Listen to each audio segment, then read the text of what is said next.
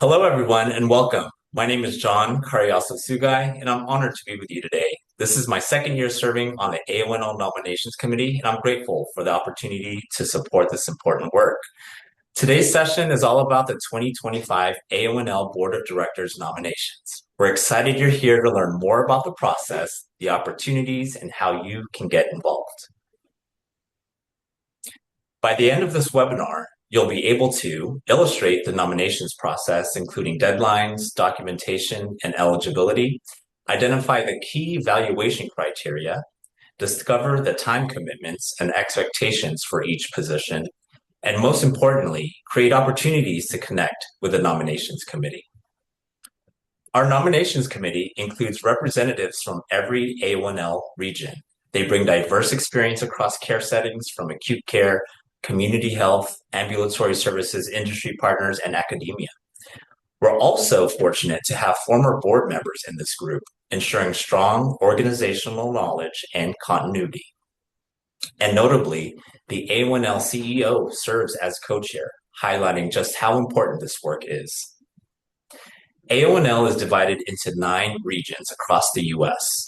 Each region represents a group of states, ensuring diverse geographic and practice setting representation. This structure strengthens our national voice while staying connected to local and regional needs. Now, let's talk about the 2025 election cycle. This election is part of AONL's structured leadership transition process, ensuring strong representative leadership across the country.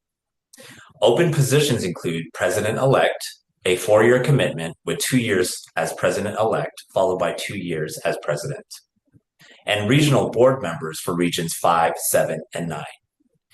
Candidates elected this cycle will help shape AONL's strategic direction. Looking ahead, the 2026 cycle will focus on regions 2, 4, and 8, with terms starting in 2027. This staggered approach ensures both continuity and fresh perspectives.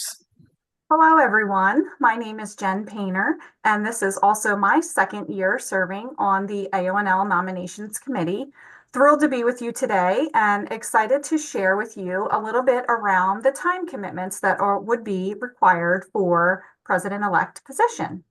So as John mentioned, this would be a 4-year term with 2 years as president and 2 years as president-elect. The president-elect is the open position at this time. Listed here, you'll see multiple commitments with timeframes next to them of what exactly would be required of you. So the 3 in-person board meetings per year with monthly virtual board meetings, executive committee meetings, and affiliate town halls, with 2 in-person affiliate meetings, 3 tri-council meetings, and the makeup of tri-council is actually 5 organizations, not just 3. So those 5 organizations are American Association of Colleges of Nursing, the American Nurses Association, AONL, of course, National Council of State Boards of Nursing, and the National League for Nursing. So those 5 organizations make up the Tri-Council, and there will be 3 Tri-Council meetings throughout the year.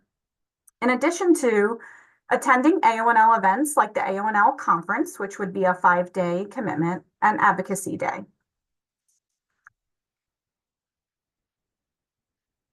Moving to the time commitments as president. So the 2 years as president-elect would have been completed. Then it moves to the 2 years being in the president role. It has the exact same time commitments all listed here that you can see the exact times when those happen, with the addition of an international event that there'll be 1 per year, as well as writing the monthly president column in the Voice of Nursing Leadership, and following presidency, becoming the chair of the nominations committee. Moving on to talk about the time commitments for the elected board member position. As a reminder, the openings for this election cycle are regions 5, 7, and 9. This is a 3-year term. So this includes 3 in-person board meetings, which is that 1 per year. The same monthly virtual board meetings and affiliate town halls. The addition here is 3 AHA regional policy board meetings, and there's some prep time that is required prior to these meetings so that you can have all of your readings and preparations complete before you show up.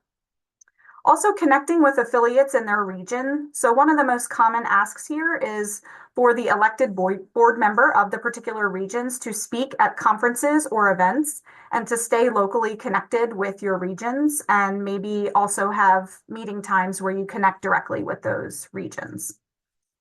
A look at the timeline. So it's open now. From now until June 4th is our call for applications. And you can see here the times listed.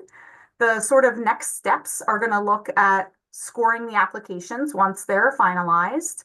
The AONL Nominations Committee will conduct candidate interviews, which I'll talk about shortly.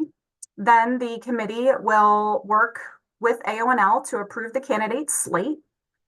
There will be a call on July 2nd, and that call is only for slated candidates where the AONL staff will review the campaign guidelines and answer any candidate questions that you might have at that time.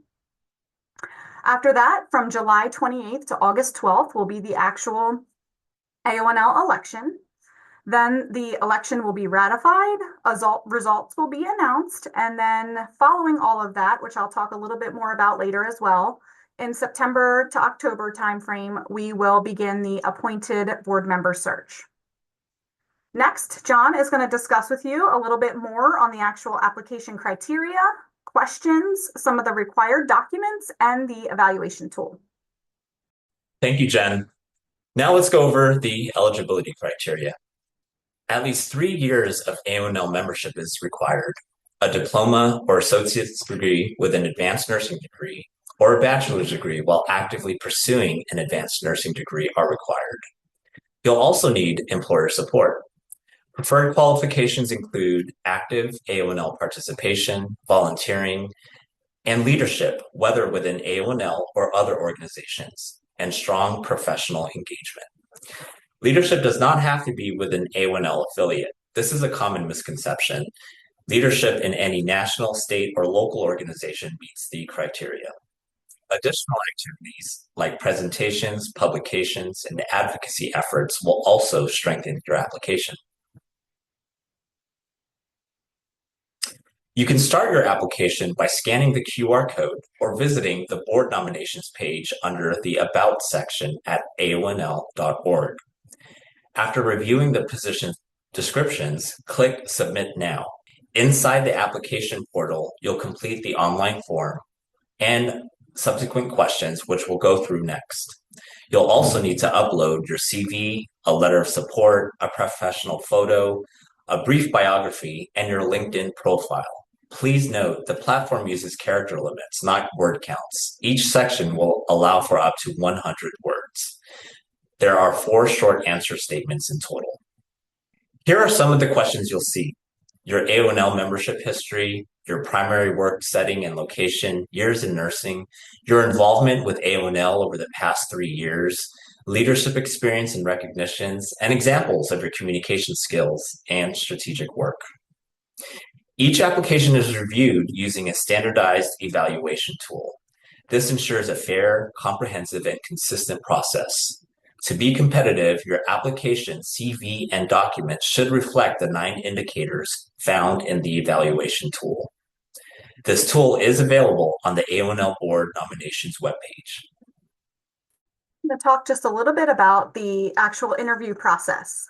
So there will be a virtual 20 to 25-minute interview.